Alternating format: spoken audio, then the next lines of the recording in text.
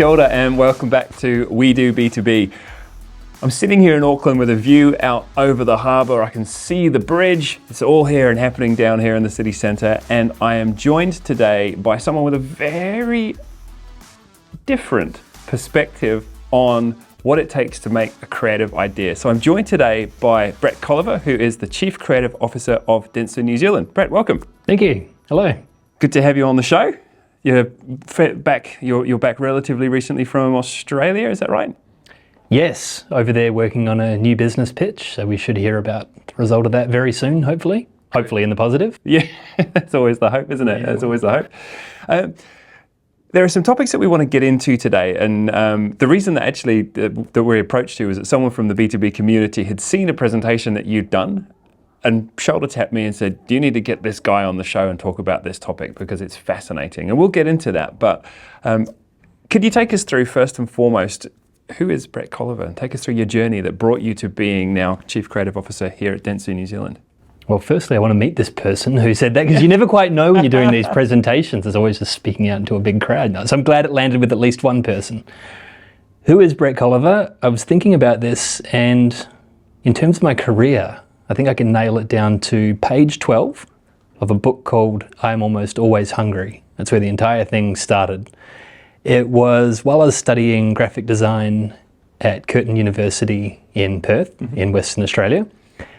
And about halfway through my degree, I was looking through some design books in the library, those old-fashioned things that I believe still exist, and stumbled upon this book called I'm Almost Always Hungry by Bill Kahan from a design studio called Kahan and Associates.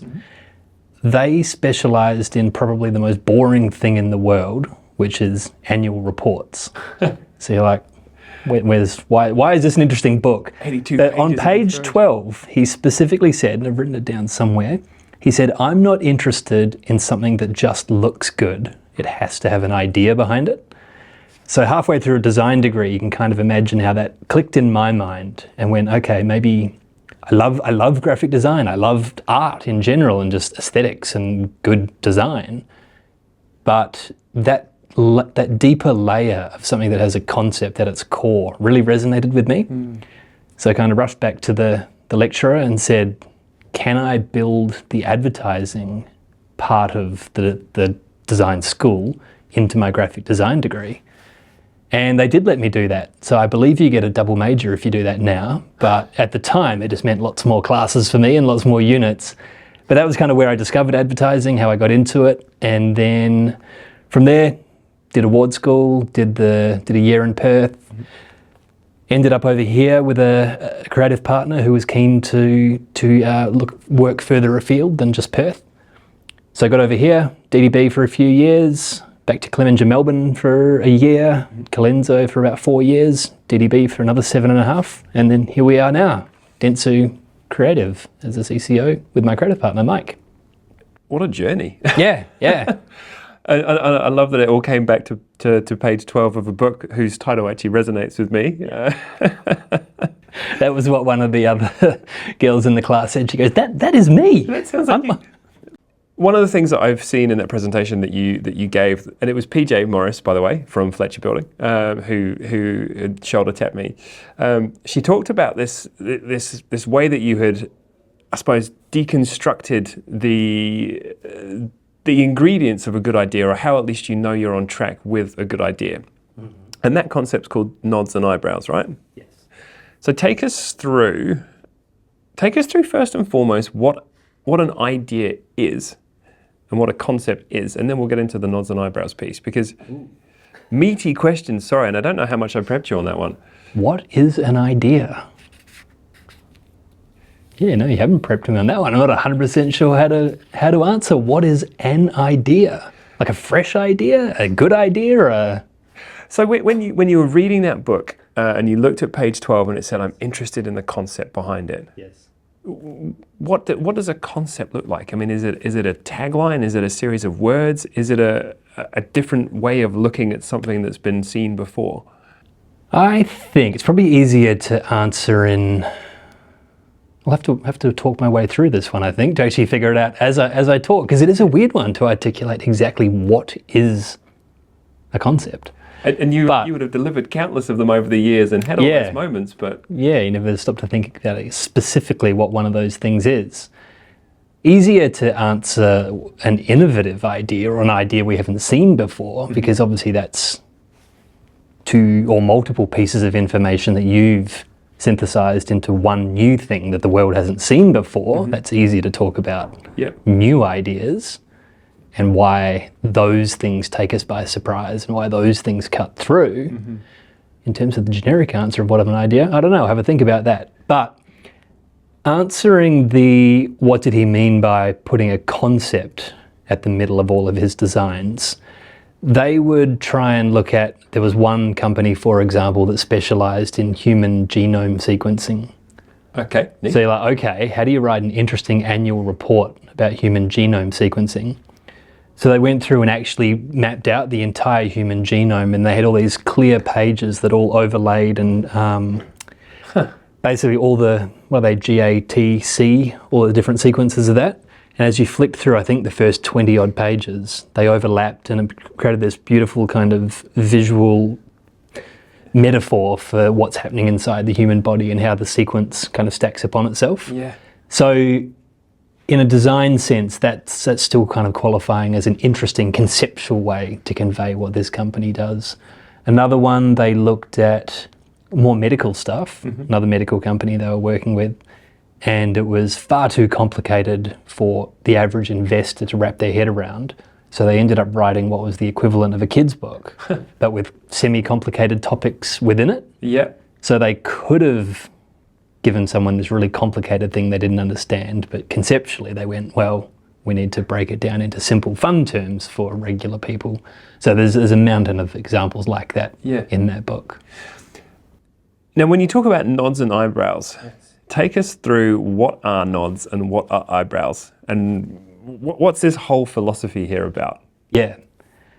So that one, it's a concept that I think we've noticed many times in this industry, and the reason I talked about it when PJ would have seen it was it was the Future of Marketing Summit. And I'm fascinated by the future of marketing and the future of technology and all those kinds of things, but I was like, if you search that online, you just get a mountain of people with a mountain of opinions, even in the world of podcasts, right? There's millions of them. Yeah. It's like, maybe rather than try and add another theory to what the future is, I'll talk about something that's, I think, a timeless truth and can always be applied to wherever and however we want to show up now or in the future in the world of marketing. So what is nods and eyebrows? I think of it as the anatomy of a great idea. And honestly, I think it applies to pretty much every idea I've ever heard. Someone says to you, you know how, ... They insert something. You go, yeah, I know that. That's true. They go, well, what if we ... And you're like, oh. So it really is that series of truths and then a surprising leap after it. So you nod at all the truths as you take along that journey. And then when that final leap they make with the creative idea, you kind of go, oh, surprising. Have to point out, I guess, that the eyebrows part of that equation is absolutely critical. If you give me a series of nods, I'm like, yep, true. And then if that last thing just makes me go, oh yeah, okay, then it's like, it makes sense, but it kind of bores me. Yeah, okay. So yeah, it's the two parts of, like I said, what I'd call the anatomy of a great idea. Where does that live then in the creative process? Is that an early development stage? Is that when you're talking through a concept, or are we talking all the way down here to like the final execution piece? I think it is in the process without you necessarily realizing you're doing it when coming up with ideas. Why I've become more attuned to it, I think, in recent times is having to judge other people's ideas every day. Yeah. When they'll bring in a stack of papers and say, idea 1, go through that, idea 2, idea 3, you're going through a mountain of ideas. And we all know that feeling when we hear a great idea. You kind of, something clicks in your brain. You just know. You kind of just know, and we'll talk about gut feel often as well. Yeah. But why? Why do you just know it when you hear it? But probably more importantly, when you're not hearing it, where's it going wrong? Yeah. So by having this nods and eyebrows kind of way of measuring and dissecting an idea means we can kind of diagnose where it is or isn't working and whether it can be tweaked to kind of be fixed or whether it's DOA. Because if you go, I should have brought in some ideas that aren't working to talk about. But if, let's say you get the first nod and then the second one isn't a truth or an insight or something that's actually people agreeing with, you've kind of tripped yourself up already. Yeah, yeah. If, like I said, if you're getting those 2 or 3 nods and then you don't raise my eyebrows, you go, okay, you've kind of told me a series of facts, but you haven't shown me a surprising leap that makes me feel that, oh, this is a good idea kind of feeling. It's a kind of meh kind of response there. Totally, yeah. And yeah, so that's where it gets really useful, that if you go, you haven't quite landed something true back here, but if you say this at the start of the idea, that's the more truthful place to start. Let's continue chasing that thread to see where that gets us to. Yeah, so it becomes a very useful way for us to analyse an idea and where it's going right or wrong. And, you know, from your perspective as a chief creative officer and you're working with a team of, 10 or 15, however many, like you said, you must be processing through a lot of input from the team to then be able to say, yep, no, work on it, and then give it the structure of how. Yes. Yeah, it's disturbing how many ideas just never go further than a piece of paper. Never see the light of day. Daily, there must be, written in the industry, there must be in the New Zealand industry, tens of thousands that are just like thrown around and then never end up anywhere. But I guess that's part of the process as well, isn't it? Yeah. You almost have to start wide in some of that, in that sense, and throw a bunch of shit and see what sticks. But recognizing that there are things that make it stickier than others. Yes. Yeah. I guess, I don't know how many of your listeners would be having to articulate an idea or write it down to explain it to someone else. But where it also does become helpful for taking ideas into a review, I guess really valuable of if you're following that structure of this is true, therefore this is true, therefore we're thinking this way, therefore here's the leap. The surprising leap. Yeah, if you're following that process in how you articulate an idea to someone as well, you've got a better chance of making sure it makes sense to them and they're not misinterpreting or... No, that's a really interesting area because certainly in the B2B sphere, we have this, almost this,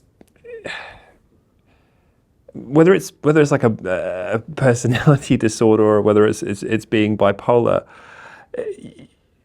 you have this desire to want to do something creative, and you see it all the time from within the marketing camp and the actual marketing folks within the industry. There's a drive to want to be less dull. In B2B, people don't want to do bland, and that's great. That's the right direction for it to be heading in. But then, as soon as you get to this stage of that leap of faith moment, the rational, devil on your shoulder starts piping up and saying, "Oh, but what if we piss off the key accounts? Or what if we're being, too silly? And what if it's not sensible enough? What if people think that we're being too playful?" But what I like in what you're saying there in terms of taking people on the journey is I think that's often the area that marketers struggle with within the rest of the organization. I mean, if you're bringing an agency in, it's a bit different because you can almost use them, you can almost throw them under the bus and use them to be the people that sell the creative concept in, right? But that whole drive to push for more creativity, to push for ideas that are effective in the long term, it's not an easy thing to articulate to a group of people who, in a lot of industries have come from the tools, or they've come from a sales background and they know how to sell the way out of a paper bag, but taking a creative leap of faith is scary and alien to them. And it's interesting because in that same presentation that you gave, you kind of touched on this concept of the cost of being dull, and it's relatively new research as far as I can see, but it's extraordinary just how mundane a lot of the world's advertising is, right? Yeah, it is. And I think it is fairly new research. I loved it as soon as I saw it as well. And I think I loved it because for so long, no disrespect to everyone that was trying to find and make the case for creativity based on things like IPA. IPA did a study where they were, comparing highly awarded campaigns, I believe, at Cannes Lions, with how many of those were also awarded effectiveness awards. Yeah. And there were pretty good correlations and various things that kind of gave validity to the power of creativity there. Yeah. I know WARC were doing something similar where they were showing quite a similar study, I think, in the end.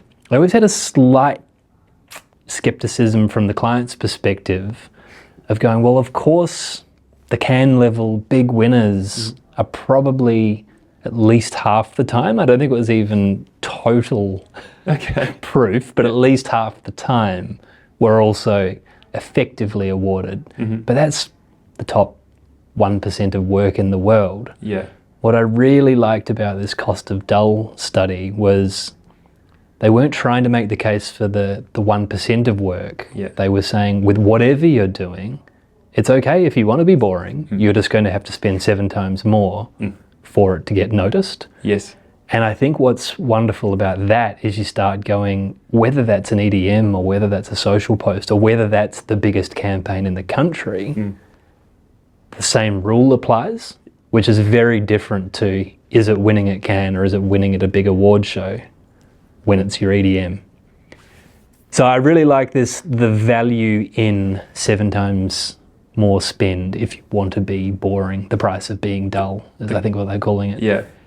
And I think, I'm trying to remember the numbers now off the top of my head. They said in the UK it costs the average company £10 million a year. Obviously we're talking quite big companies over there. Yeah. But if on average companies are wasting £10 million a year of their marketing budget. Yeah. And in the US they said for the industry, 190 billion a year. And I'm not sure what the entire marketing budget of New Zealand as a country is, but I'm pretty sure combined it's nowhere near those numbers that are just being wasted, let alone spent overall. Yeah, yeah. So yeah, I love that research. It's Adam Morgan and John Evans, as far as I can tell. Yeah. They're the ones spearheading it, but I'm sure there's many other smart people involved with it as well. I found it really interesting. And again, I like the fact that it, like you said, it's a principle that can apply to almost minute decisions, right? You know, on the broadest, in the broader sense. But I saw those numbers, and then I saw the other piece of research that came out of System 1 recently, which said that, you know, they measure advertising effectiveness on a star criteria. You know, you watch the ads live and how do people respond. And 75% of all B2B ads were 1 star or less, which means that only 25% were like mediocre at best or above. Yeah. So when I look at the B2B industry and I look at the opportunity that exists there for marketers to make it a really tangible impact on the businesses that they work with, just don't be dull. I mean, that's the low-hanging fruit straight off the bat, right? Yeah, and if you want to make your marketing budget go further, this is the other thing, be interesting because you're disproportionately delivering to how much you're spending then. Yeah.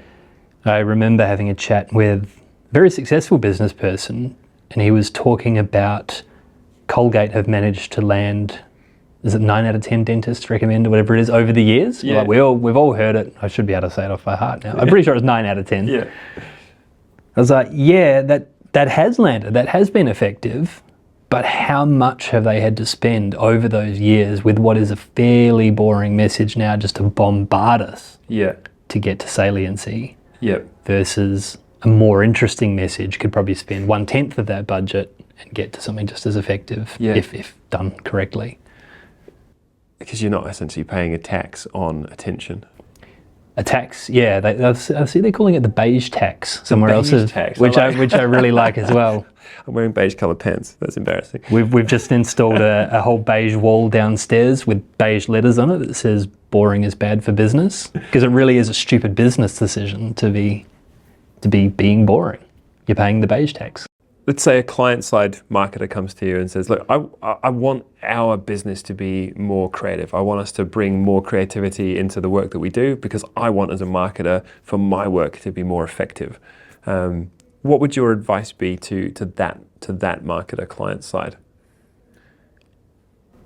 To try to work with good people who kind of get the value of creativity for the right commercial reasons, I guess. There's often this misinterpretation that creativity is done for fun or to be...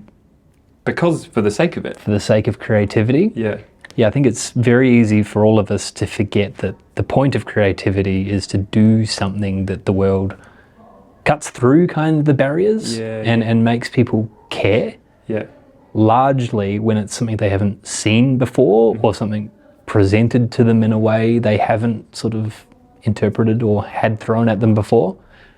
And as far as I know, that goes back to our biological kind of roots, that we're built to respond to new because it might put our lives in jeopardy or it might be something valuable. But if we've seen it a million times before, we know we can just gloss over it and move on with our lives. Our brains are sort of having to be trained or have been trained to do that. Therefore, creativity is your tool to be able to cut through those barriers of the brain. Without just paying 7 times as much in advertising to staple it to someone's forehead. And also without, yes.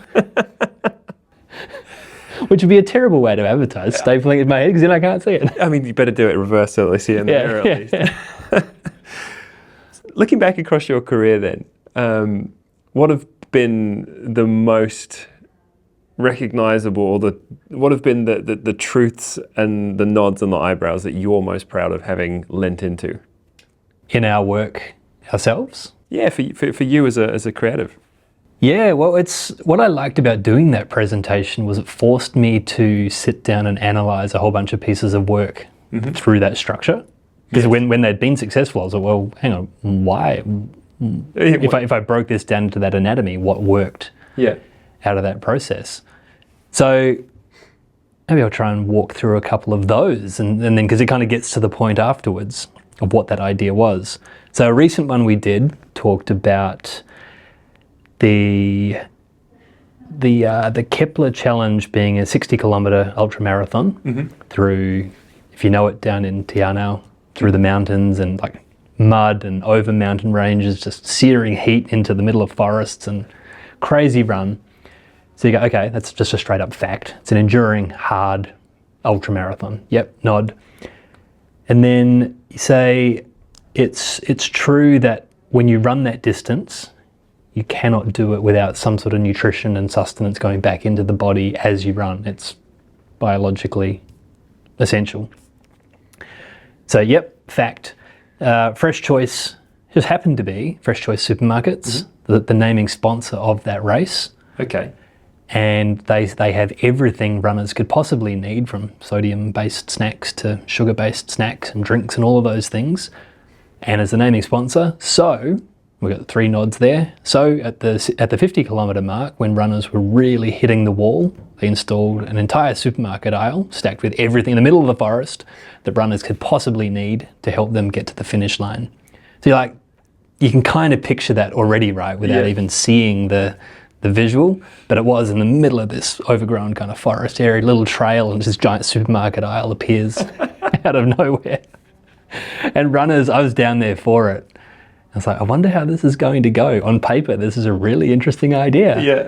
And runners, it was on the top of a rise as they came up around a bend, and you just hear expletive after expletive of, what the hell is this thing? But then the joy on their faces when they're slamming down Gatorades and shoving chips in their mouth. So that's a recent piece we're really proud of. Another idea that I put through that little filter was probably from 2 or 3 years ago now. It's hard to get iPhone users to switch to Android because they're worried if they switch over, they won't know how the operating system works. Yep. You know, that is a barrier. I've been onto Samsung a couple of times, and I remember that apprehension. You're like, this is going to be a foreign language. Yeah. How am I going to? So you're already at that first nod.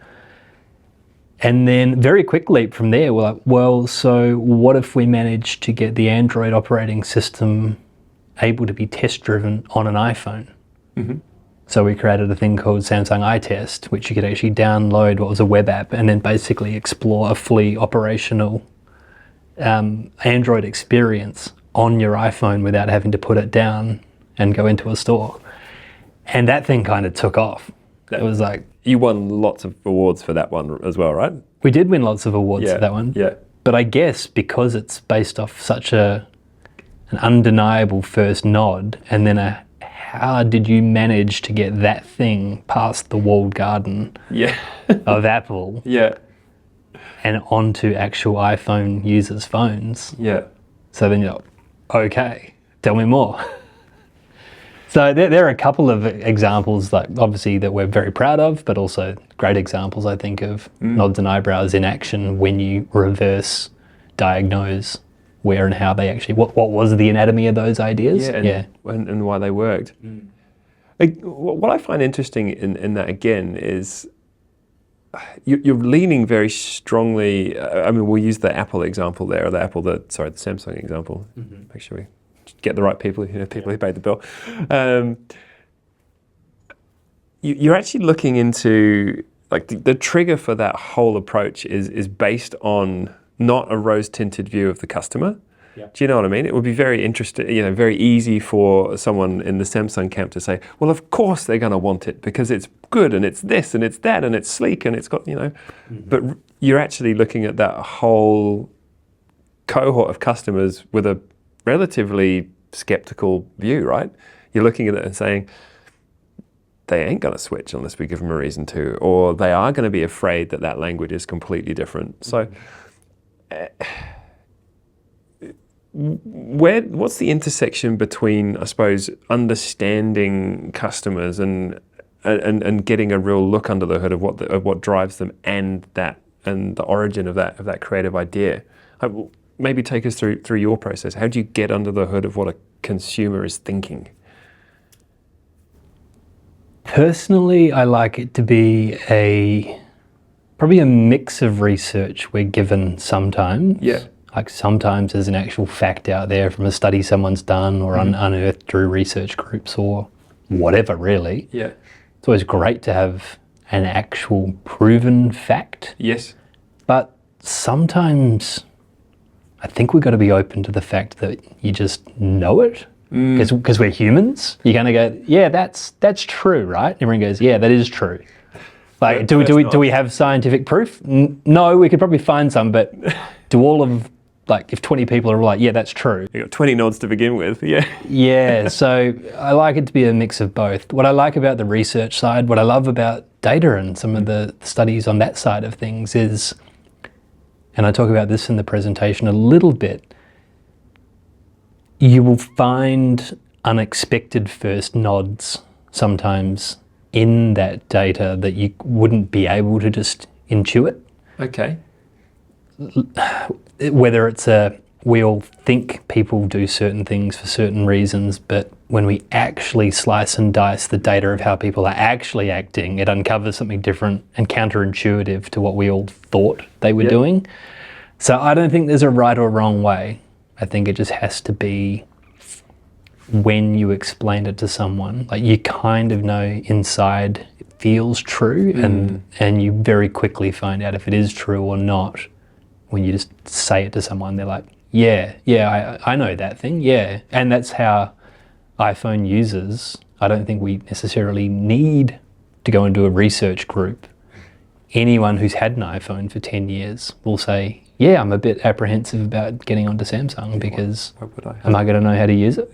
Yeah. I know where everything is, and there's this weird back button down bottom left that I've never used before. Yeah. There was one other truth we built into that, which was, I think none of us like going into stores to test drive a different phone either, because you get all of about, say 2 minutes before there's a salesperson hovering on you and being like, can I help you with anything?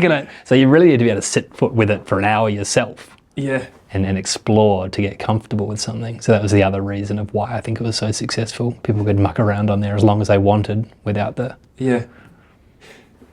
One thing that we come across so often within the marketing community is this piece around imposter syndrome.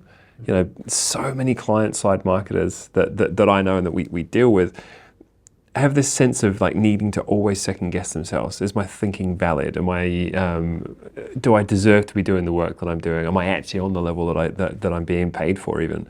What I really like about the whole nods and eyebrows approach is that it actually gives, in the context that you've just shared there, it gives people a way to actually bake in a sanity check into their own thinking. Because often creativity needs a bit of a leap of faith, right? I guess there's always going to be those ideas where like you're taking a bit of a punt, like when you're on the bleeding edge of doing something that's really innovative, there's no data to say it's definitely going to work, because if there was, somebody would have done it already. But recognizing that marketers do have this sort of chip on their shoulder, this imposter syndrome piece, I really like how, like you said, nods and eyebrows, and using that way of delivering a concept to someone or delivering a stream of thought to someone kind of bakes in a validation point. I actually think that's really powerful for marketers to take away and learn from. And maybe I hadn't thought about this too much yet, but it's easy from the agency side to feel like you just have to get the marketing team over the line and then you're off. Yeah. My partner actually works in marketing, and I hear about some of the realities of what she has to navigate when taking the idea from the agency to all the different stakeholders within the company she works at. Yeah. And that is the reality of what happens once that idea goes to the marketer. They're not just in charge necessarily of green lighting it. So I guess where the structure of being able to talk someone through it in that sequence of nods and eyebrows gives all marketers a tool to make their own internal presentation of the idea to everyone they need to. If they've got that structure down, they will probably nail it more than they don't when they have to talk about it inside the company. We get quite good at it because we have to do it day after day, but it is a muscle memory kind of tool you eventually get in how you articulate ideas that not everyone has the benefit of doing day in, day out to get better at it. No, I mean, agency side, you're paid for your thinking, right? You're paid for your ideas and what you can do with them. So invariably you get quite good at taking people on a journey and doing all of that piece. But like you said, on the internal side of it, not so much. And I guess the other thing there is that, from the agency perspective, you're presenting ideas to people who have come to you for them. Like they've come to you to say, okay, amaze us and like take us on this journey and help us change the world. But then, like you said, the reality is 2 desks over from that person is someone who isn't looking at the agency as a source of all creativity. They're looking at them as a cost, and they're looking at the marketing function often as, rightly or wrongly, probably wrongly, as a cost center. So helping people to actually be able to bring the rest of the business and the organization on that journey, wildly helpful. Because that then starts to talk about the beige tax, right? I'd say, I don't know what the numbers are, but I wonder how many potentially brilliant ideas just get swept under the rug once they've been presented. And you'd probably know it, and you'd probably have a sense of this as well. But because they don't survive the internal socializing of the concept. It's shared around the boardroom table, and someone who, like you said, hasn't necessarily presented ideas that often or that fluently is trying to take people through this really outlandish couple of nods but massive raise of the eyebrows concept to a group of people who are skeptics. Yeah, you never quite know necessarily who gets what complications an idea meets within a different organization as well. Like different things don't quite align for different reasons with different stakeholders or all sorts of complications. But yeah, it's important to be able to shepherd that thing through as best possible by presenting it each time in its best light. Yeah. It's understandably, often you can see why marketers would get or do get the creative team or someone from the agency to come and present it internally as well. Yeah. Just because they've had to polish the story so much. Yeah. And whittle away the confusing parts. Yeah. So they've got the argument pretty tight. Yeah. So to get them to represent it onto as many people as possible is valuable. But obviously that's not always achievable. And you need to be able to have the 3-minute chat in the kitchen with someone from your own marketing team or someone from the broader organization, the brand, without anyone from the agency necessarily being there every single time. And without the deck and all the... Without the deck, yeah. I guess all these things are signs of a good idea as well. Yeah. If you can get it down to something fairly crystallized and you can talk about it in the kitchen without the deck, then it's probably a decent idea. If you need the whole deck, maybe it's not such a good idea in the first place anyway. And I would just add that I'm probably talking like we have these idea articulations perfect and crystallized from the moment they're conceived. Yeah. I'm always amazed when I look back at some of the early write-ups of ideas we have, how much more language is in them, how they're slightly more complicated, and then over time, as whether it's a team has shown me an idea and then I've explained it to, I don't know, one more person in the agency, and then a day later explained it again to someone else, and then a day later explained it to 3 more people in a different, and each time getting sharper and sharper and more honed with how you present it. Yeah. Fantastic. Well, look, that's been such an enjoyable conversation. If we had 2 days to go through this, I would pick your brains just no end, but we do have to wrap things up. But look, thank you so much. Thank you so much for sharing your thoughts and opinions, Brett, and look forward to sharing this with the world. Pleasure. Thank you very much.